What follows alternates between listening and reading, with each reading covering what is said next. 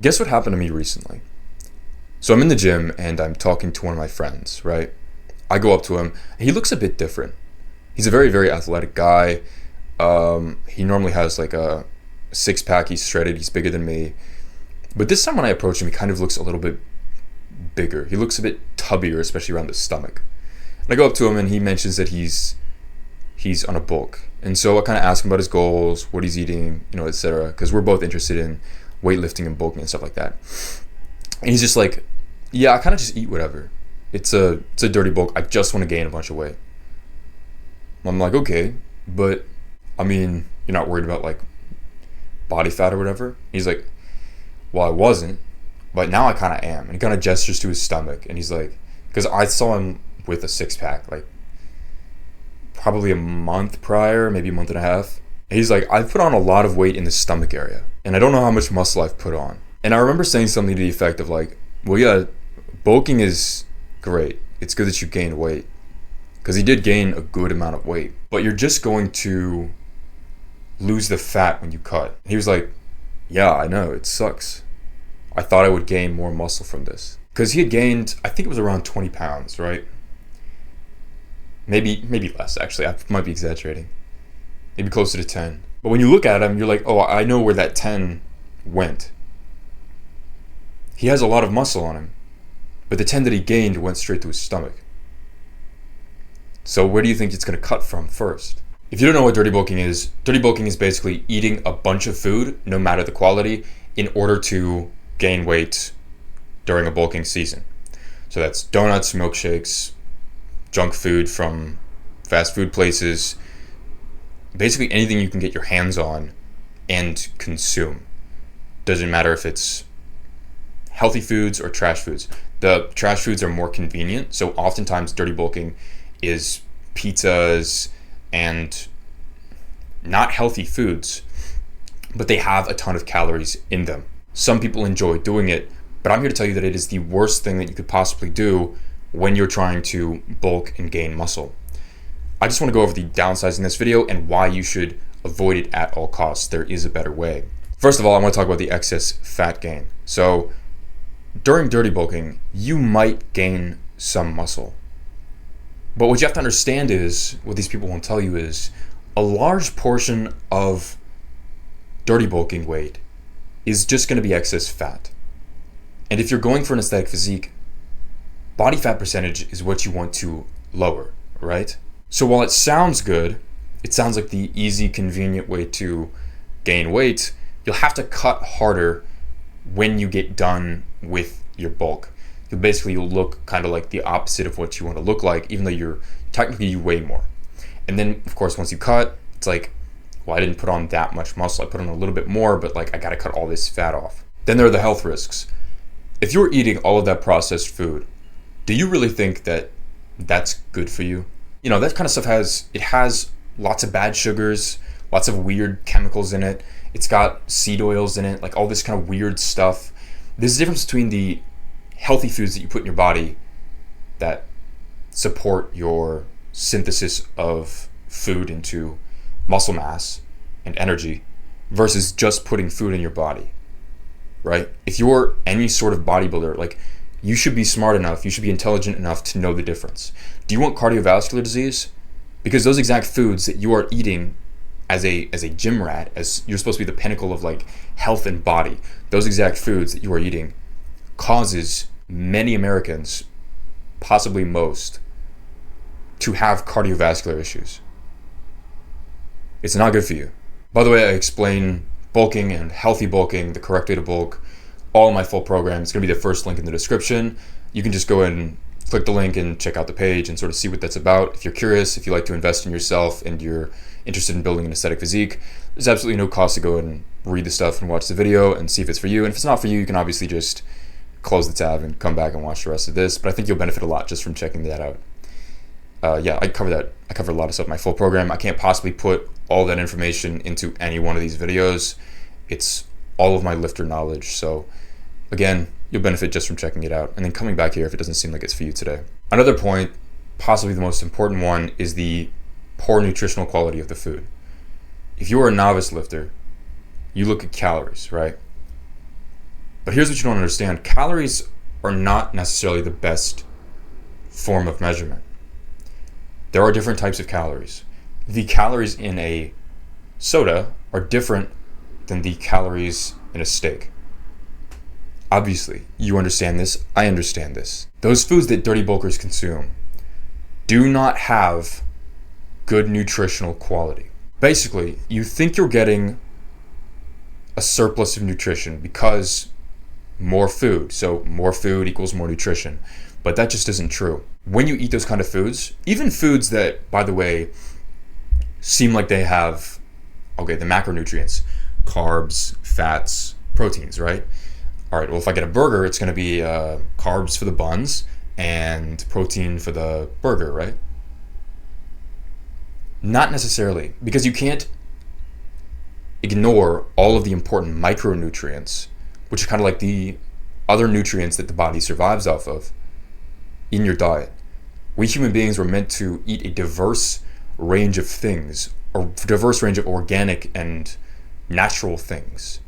And so in these, so this junk food, if you get any macronutrients at all, you're ignoring the healthy micronutrients that would benefit your hormones, that would benefit your overall health, your energy levels, etc.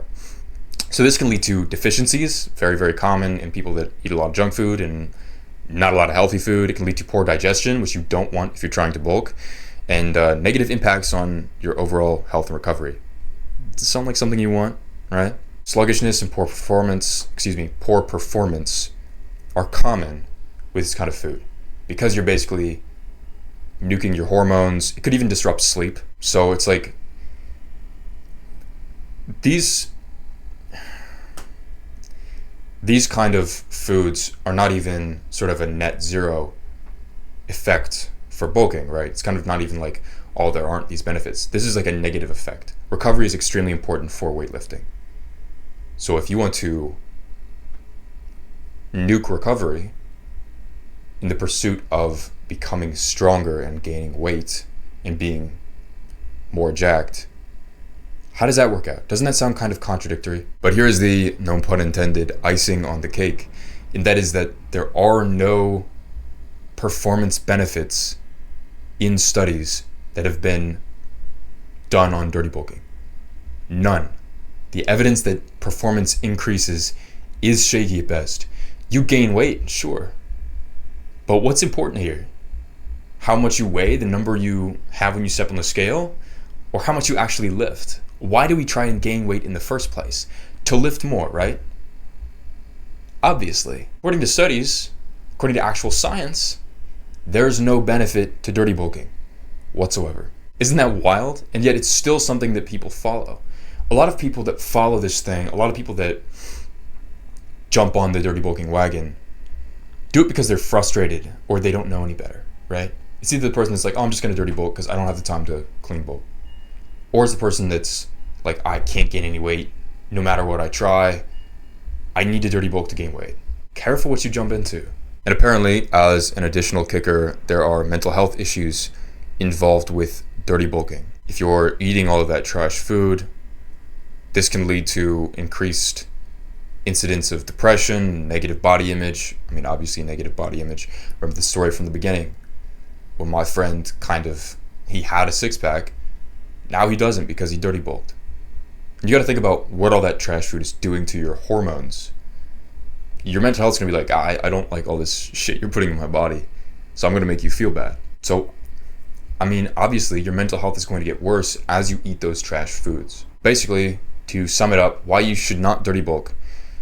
A longer and harder cutting phase.